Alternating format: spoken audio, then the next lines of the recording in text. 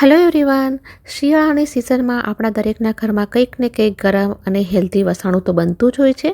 તો આજે હું મારી રીતે લઈને આવી છું પ્રોટીન, કેલ્શિયમ, મેગ્નેશિયમ, ફાઇબર અને વિટામિન ઈથી ભરપૂર બદામ પાકની રેસીપી. બહુ જ ટેસ્ટી રેસીપી છે. સાથે એને બનાવતી વખતે મેં કોઈ પણ લોટનો યુઝ નથી કર્યો, તો તમે એને ફાસ્ટિંગમાં પણ ખાઈ શકો છો. અને આ બદામ પાકની ખાસિયત જ એ છે કે તમે એને લાંબા સમય માટે સ્ટોર પણ કરી શકો છો. તો ચલો બનાવવાનું શરૂ કરીએ. આ હેલ્ધી અને ટેસ્ટી બદામ પાક બનાવવા માટે મેં અહીંયા સવા કપ એટલે કે 1.25 ગ્રામ બદામ લીધી છે.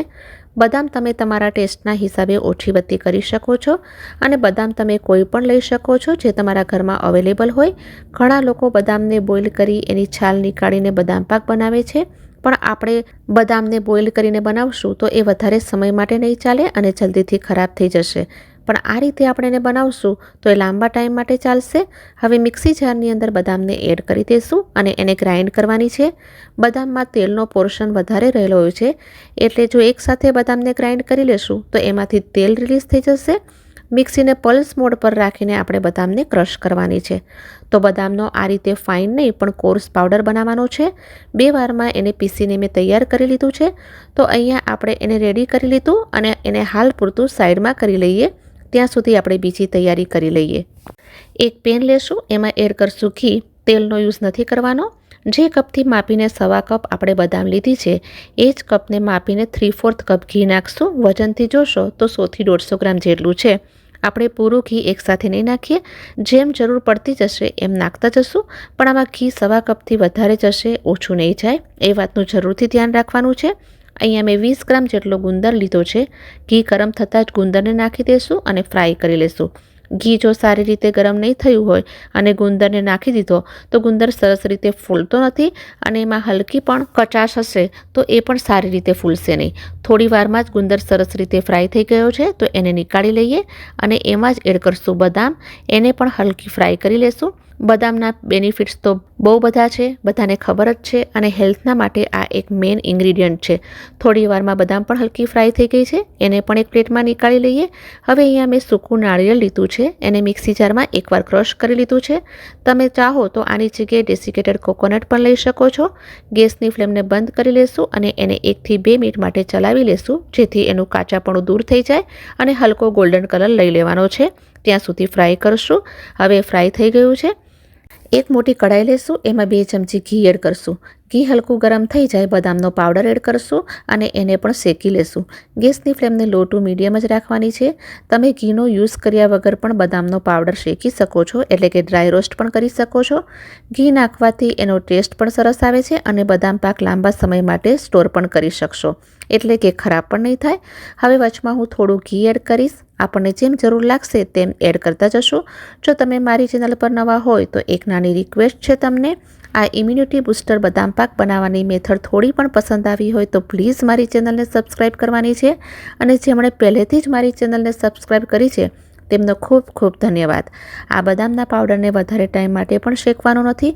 જ્યારે આમાંથી એક શેકવાની સુગંધ આવવા માંડે અને થોડું ઘી રિલીઝ થવા માંડે ત્યાં સુધી શેકવાનું છે. હવે ગેસની ફ્લેમને કરી લેશું બંધ અને એમાં એડ કરશું ગુંદર, જેને આપણે ફ્રાય કરીને રાખ્યો હતો એ એડ કરી લેશું. સારી રીતે મિક્સ કરી લેશું. ગુંદરને બિલકુલ ઝીણો કરી લેવાનો છે. પ્રેસ કરતા જઈને એને બારીક કરી લીધો છે. એની સાથે નાળિયેરને પણ આમાં મિક્સ કરી લેશું.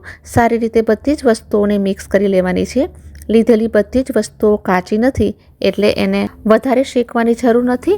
હવે એને એક બોલમાં ટ્રાન્સફર કરી લેશું અને હવે એ જ કઢાઈને મેં વાઇપ કરી લીધી છે. એમાં 2 ચમચી ઘી એડ કરશું. ઘી ગરમ થઈ જાય એમાં નાખશું ગોળ. મારી પાસે આવો મેલ્ટેડ ગોળ છે. તમારી પાસે આવો ગોળ ન હોય તો ઝીણો સમારીને જ એડ કરો. ગેસની ફ્લેમને મીડિયમ રાખશું. આપણે બદામને સવા કપ લીધી છે તો ગોળ પણ સવા કપ જ લેશું. ગોળ જ્યાં સુધી મેલ્ટ ના થઈ જાય ત્યાં સુધી એને પકવશું, પણ એને કન્ટિન્યુઅસ ચલાવતા રહેશું જેથી ગોળ બળી ન જાય. ગોળ પૂરેપૂરો મેલ્ટ થઈ જાય ત્યાં સુધી એને ગરમ કરવાનો છે, એને પકવવાનો નથી. ગોળને વધારે પકવશું તો બદામ પાક હાર્ડ થઈ જશે. થોડી વારમાં જ ગોળ સરસ રીતે મેલ્ટ થઈ ગયો છે તો ગેસની ફ્લેમને બંધ કરી લેશું અને એમાં એડ કરી લેશું બદામનો પાવડર અને ફ્લેવર માટે એલચીનો પાવડર પણ આ સ્ટેજ પર એડ કરી શકો છો. હું પાછળથી એડ કરી રહી છું. તમે ચાહો તો આમાં ખસખસ પણ એડ કરી શકો છો. આ બધી જ વસ્તુઓને સારી રીતે મિક્સ આપી દેશું. આ બદામ પાકમાં પાણીનું એક ટીપું પણ નથી એડ કરવાનું.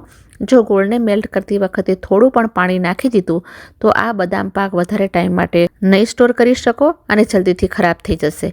ગોળમાં બધી વસ્તુઓ સારી રીતે મિક્સ થઈ ગઈ છે તો એને એક પ્લેટમાં નીકાળી લેશું. પ્લેટને મેં પહેલાંથી જ ઘીથી ગ્રીસ કરી લીધી હતી જેથી બદામ પાકને ડિમોલ્ડ કરતી વખતે ચોટે નહીં.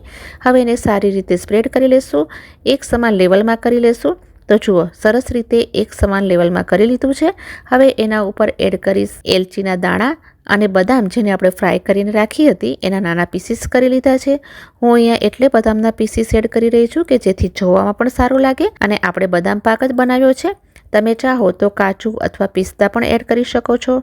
બધા જ બદામના પીસ સરસ રીતે એની ઉપર ચોંટી ગયા છે. હવે એને 1 કલાક માટે ઠંડો થવા માટે મૂકી દેશું. 1 કલાક પછી બિલકુલ સેટ થઈ ગયો છે તો એને નાઇફથી કટ કરી લેશું બરફીની જેમ.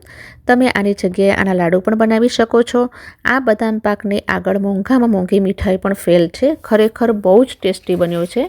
તમે એને લાંબા સમય માટે સ્ટોર પણ કરી શકો છો. શિયાળામાં દરરોજ સવારે 1 ગ્લાસ દૂધની સાથે બહુ જ ફાયદાકારક, હેલ્ધી અને ટેસ્ટી બદામ પાક તમે જરૂર બનાવજો. તો આજનો આ હેલ્ધી વિડીયો તમને પસંદ આવ્યો હોય તો પ્લીઝ વિડીયોને like, share and subscribe to my channel. જલ્દીથી મળીશ નેક્સ્ટ વિડીયોમાં. Till then take care and stay healthy.